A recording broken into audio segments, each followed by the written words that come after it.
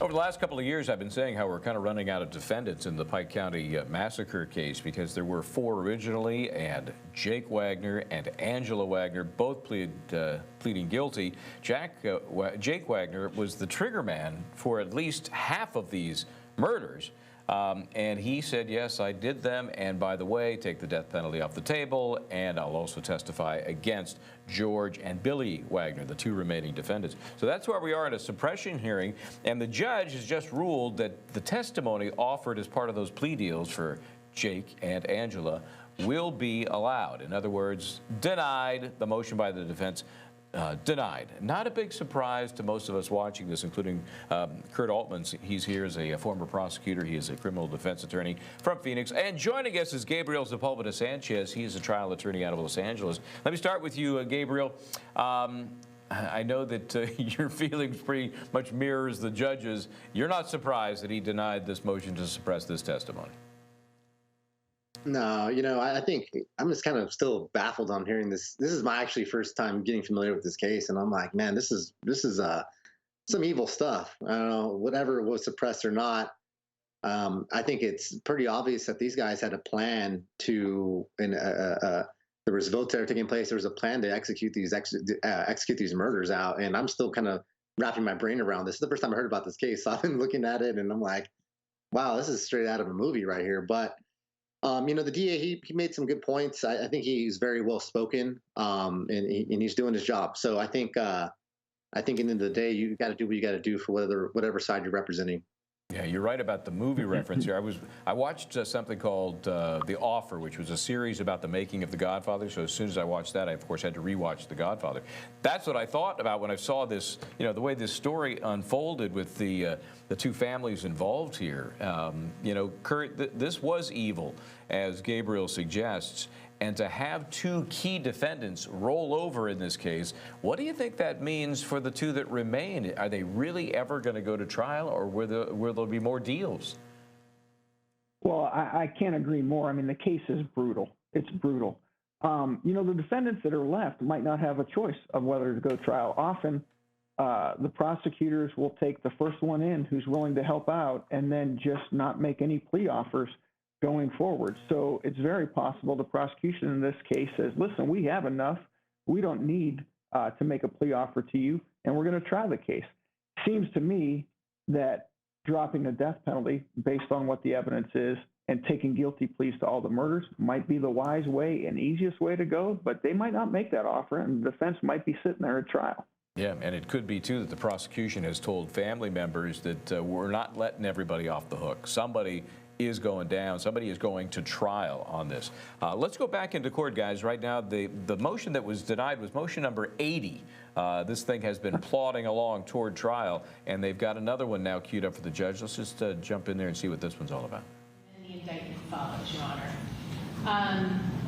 So I would say, first of all, as this court likely knows, venue is not a material element, and venue and jurisdiction are different things. So the jurisdiction is the power of the court. Venue is where the trial is to be located. For instance, if you can't seat a jury here in Pike County because a fair and impartial jury can't be in a panel, you can move it to another county where none of these offenses occurred. In fact, likely they'll want it in a county where none of these offenses occurred, because that increases the likelihood that jurors aren't tainted or biased or have heard anything about the incident as much as those who are closer to the events. So clearly, Your Honor, we are not just limited from the outset to trying a case where the offenses occurred. Additionally, they are very correct that the state is going to rely heavily on Ohio Revised Code Section 2901.12, since it is in the opening paragraph of our indictment, that it says when an offender under H, when an offender as a part of a course of criminal conduct commits offenses in different jurisdictions, the offender may be tried for all of those offenses in any jurisdiction in which one of those offenses or any element of one of those offenses occurred, without limitation on the evidence that may be used to establish the course of criminal conduct, Any of the following is prima facie evidence of a course of criminal conduct. Number one, the offenses involve the same victim or victims of the same type or from the same group. In this situation, Your Honor, clearly they are members of the same family, more or less, other than Hannah Gilley, who was, of course, shared a child with one of the rodents, and Dana, who had been married into the family as well. The offenses were committed by the offender or in the offender's same relationship to another. Again, you just heard Mr. Wilson talk about the motive for these homicides, and it was all based on the Wagner's relationships to the rodent family. The offenses were committed as part of the same transaction or chain of events or in furtherance of the same purpose or objective.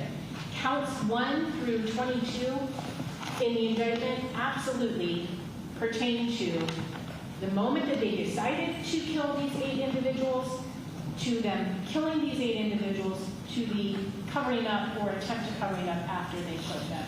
So clearly, every single count in this indictment is in furtherance of the same, or is part of the same transaction or chain of events.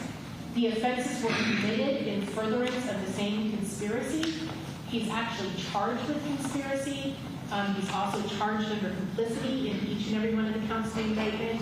That is spelled out in the bill of particulars, Your Honor, which was filed in July, almost 3 years ago, July of 2019, Your Honor.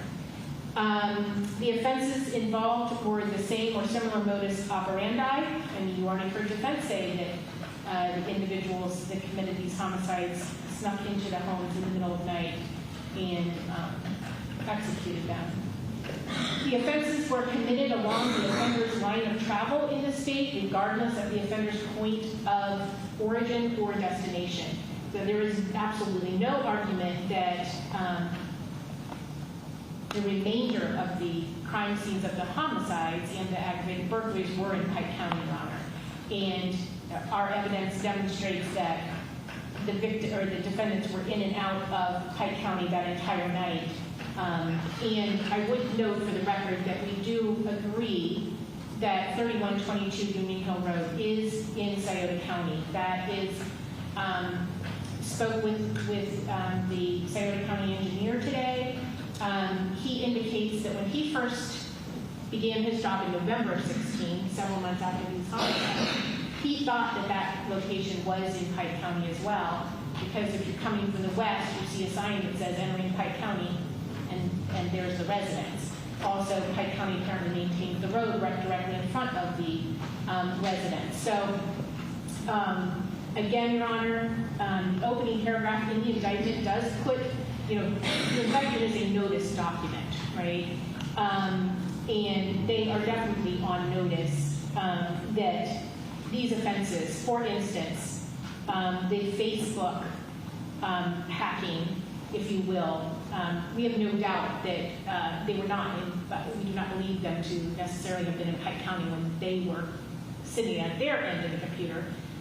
But the 8 family members massacred in Pike County, and now we are rapidly approaching the trial of one of the remaining defendants, George Wagner IV.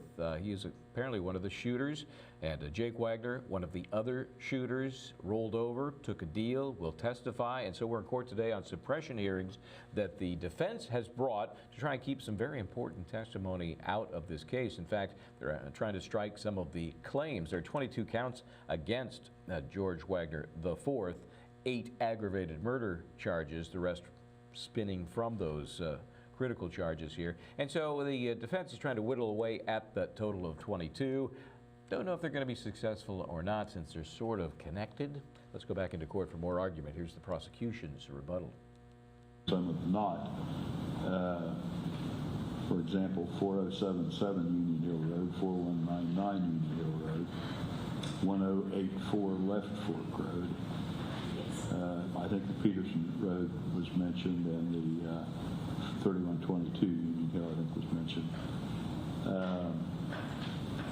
6851 Camp Creek Road, 845 Bethel Hill Road, 28171 State Route 41. I don't know the reason for visiting all of these. That presumably will come out at trial. 4052 Havener Lane, village of South Webster, South County. That's mentioned there. I'm just curious. Is it known what county these premises are in? Yes, Your Honor. I would say truly the only location that was not known by the state. We, asked, as you might imagine, that day, sheriffs from all over the place were arriving. There was, discussion about, whose county this was. The other two locations on Union Hill Road are in Pike County, according to the same witness, as is the address on the Left Fork Road. Those three, plus the 3122, did any of the deaths occur at any of these other locations? So, yes. The two other locations, in 5 of the 8 victims were killed in Pike County, is what we're learning. And the 3122 was the residence of 3 of the victims. And that is in Scioto County. The Wagners lived at 260 Peterson Road in Adams County. The Flying W is in Pike County. That's where, we retrieved the murder weapons. So there's all kinds of counties really truly involved here, Your Honor. So yes, we did note all of that except for this. And again, I don't know if I mentioned this, but the county engineer said his first day he thought that was, or not his first day, but his, when he first started, he thought that was. Apparently that 3122 is the last parcel in the northwest part of Scioto County. And literally if you step up on the road in front of the residence, you're in Pike County. So it's, and Pike County maintains that roadway. So, and he said if coming from the west, there's a sign that says entering Pike County. So, so that was the belief. But again, Your Honor, I think probably, they were likely sitting in Adams County when they were ordering the parts to build a silencer, right? Or ordering all these other things, planning the homicides. So we understood that some of these counties, we wouldn't even know where they were, right? I mean, we don't know for sure where they were sitting when they did that. We know a little bit more now having talked to Jake and Angela. But at the time of the indictment, we certainly didn't. And that's why we included that if it wasn't in Pike, it's properly venued here anyhow because it's a continuing course of conduct. And the majority now, we thought all of the victims, but the majority of the victims were in Pike County or darn close to it. So, well, as a result of course, the hearing today, it's not before, I'm sure it probably was before, but at least as a result of the hearing today, I don't think it's any, actual notice of what county 3122 Union Hill Road is in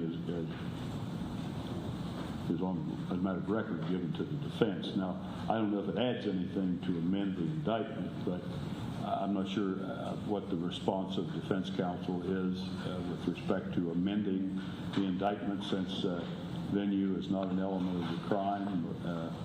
We object to the amendment of an indictment. Mr. Wagner has a Sixth Amendment right in the U.S. Constitution to the right of an indictment. To what? The right to an indictment, that it be found in the county in which the offense occurred. That's his constitutional right of the United States. And we certainly object to any motion to amend the indictment. Thank you. I'm not sure that it's necessary. I don't know if the state feels like that it would be of some benefit and feels comfortable amending it. Maybe they're objecting to it, so I don't know. You may want to argue that. Or what's your position? Do you wish to amend the indictment or just leave it the way it is?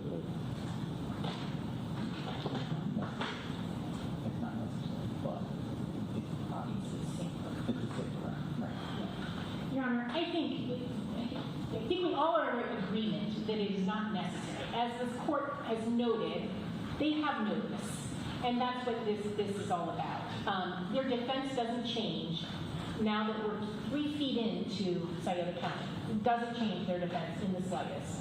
They're hoping for a technicality which simply is not available to them.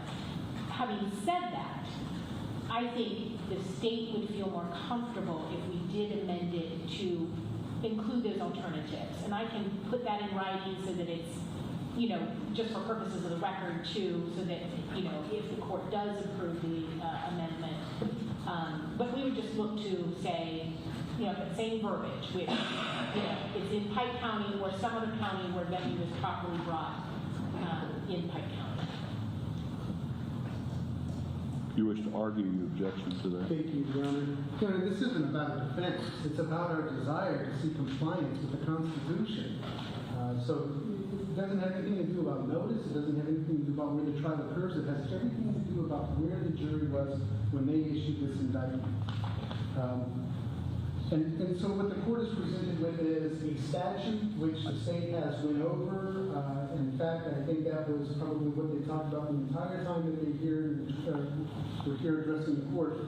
So the court is confronted with a situation as to what do we do when we have a constitution, there's a constitutional amendment that is in conflict with a statute. I think the answer is easy.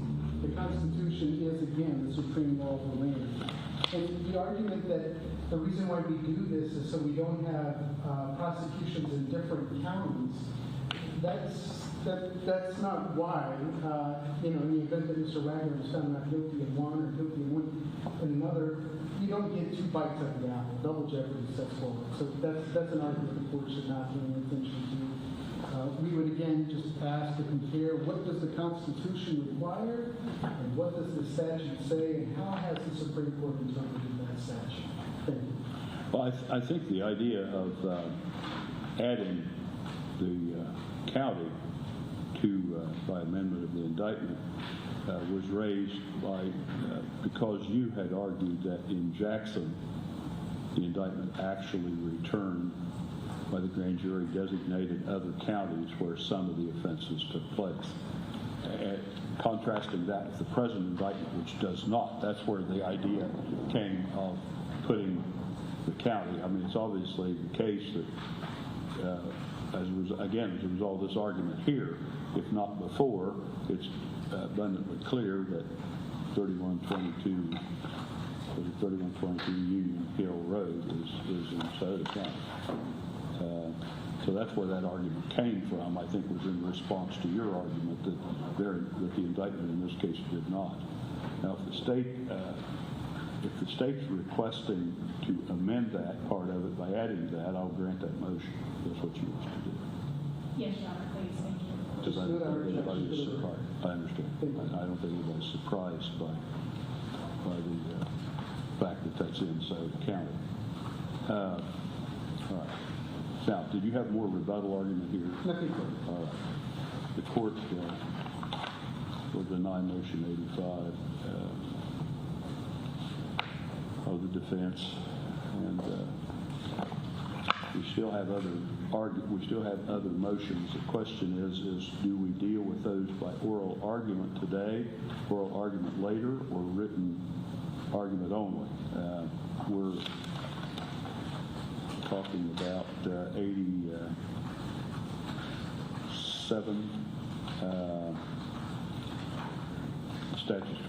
defendant's motion to adhere to the statutory scheme for jury service.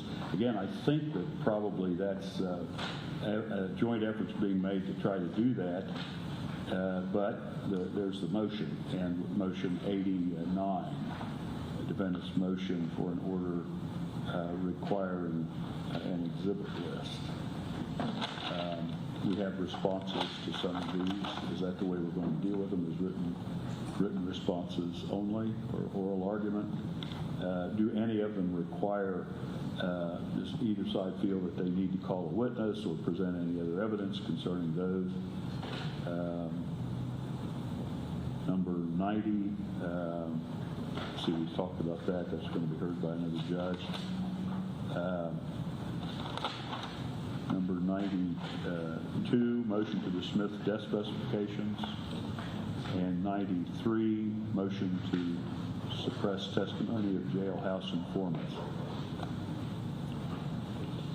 Your Honor, I have responded in writing to number 93, the jailhouse informants.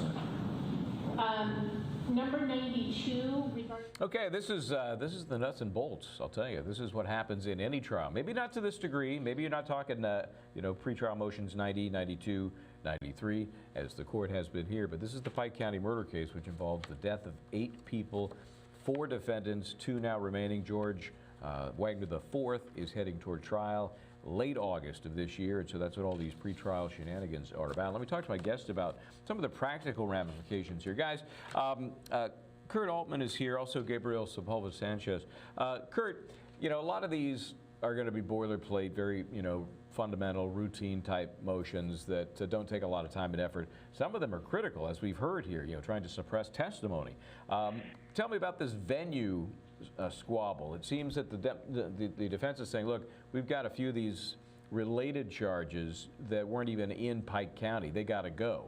And the prosecution, citing some case law, said, look, if it's part of the bigger crime, then it's appropriate that it be tried here in the same county, and in fact offered to now modify their indictment to include those changes. Give me the practical take on this. Are they still going to be tried in this county? Yeah, I have no doubt that they're still going to be tried in that county. As you heard, I think the prosecutor say, if any part of the crime or any planning of the crime or any little bit of the crime takes place in any county, it's in the proper venue.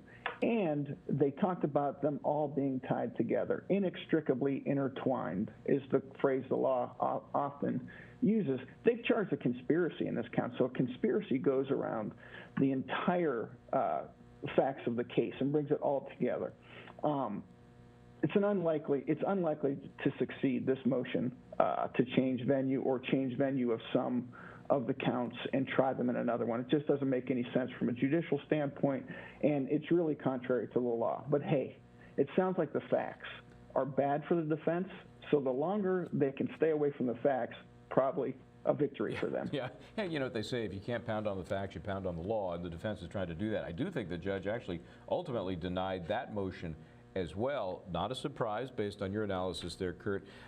Gabriel, do you see anything? I know you're just getting into this very complex, convoluted case, but it's nice to get some fresh eyes on some things. What's your take on the defense in this case where you have 2 remaining defendants, horrible facts, horrible sympathies?